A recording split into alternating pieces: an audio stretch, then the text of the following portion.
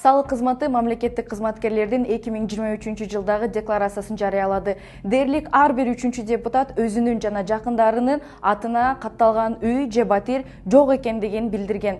Биз алардын 2023 жылкы кирешесин айтып беребиз. Сиз Чекит медианы көрүп атасыз, биз менен бирге болуңуз. Мандатын тапшырган депутат Мейкимбек Абдалиев 2023 жылы 2 миллионго жакын киреше тапкан.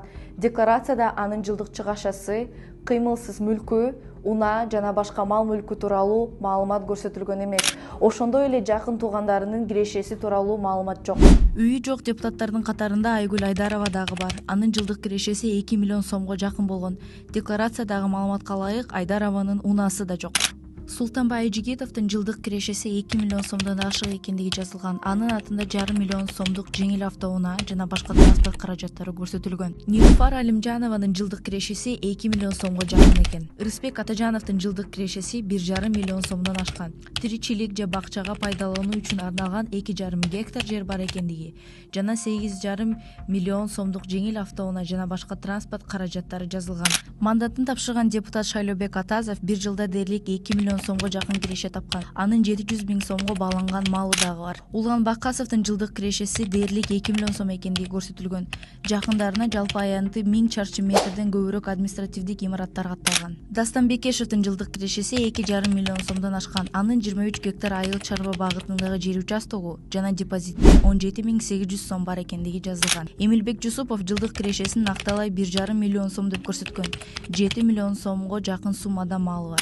Жогорку кеңештин төрагасынын орун басары Жамиля Исаева 2023 жылы 1,5 миллион сомдон ашык киреше тапканын жазган.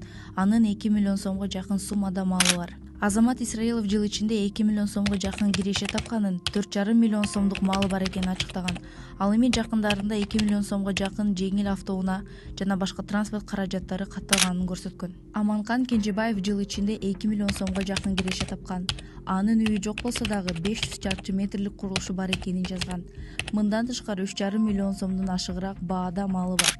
Эрулан Кокулов жыл ичинде 2 миллионго жакын киреше тапкан. Декларацияда анын 4 миллион сомго бааланган малы бар.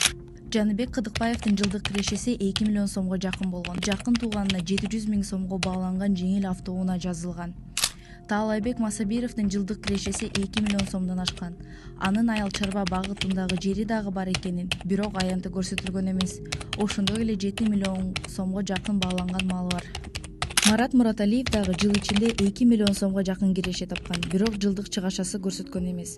Мындан сырткары айыл чарба багытында 2,5 гектар жери жана 20 содук жер тилкеси бар экендиги жазган. Дагы бир мандатын тапшырган депутат Нурлан Ражабалиевдин жылдык кирешеси 1,5 миллион сомдон ашык экени көрсөтүлгөн.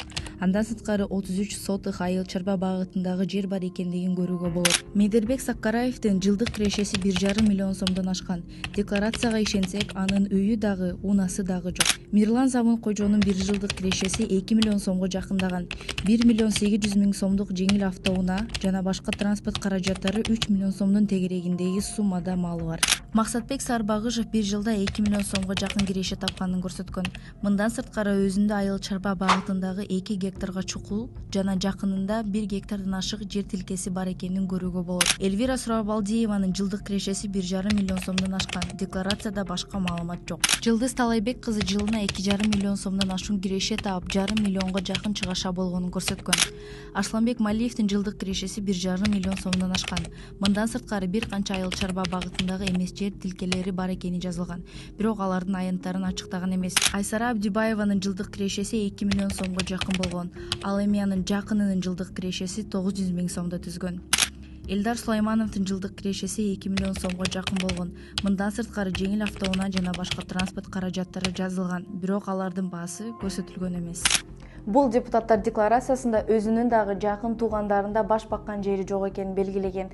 Кийинки чыгарылышта алар кайда жашап жатканын сурап көрөбүз. Биздин материал чыкканча бул тууралуу пикир калтырып, видео менен бөлүшүңүз. Сиздер менен Чекит медиа жана мен Кожоназарова Асылзат болдум. Көрүшкөнчө.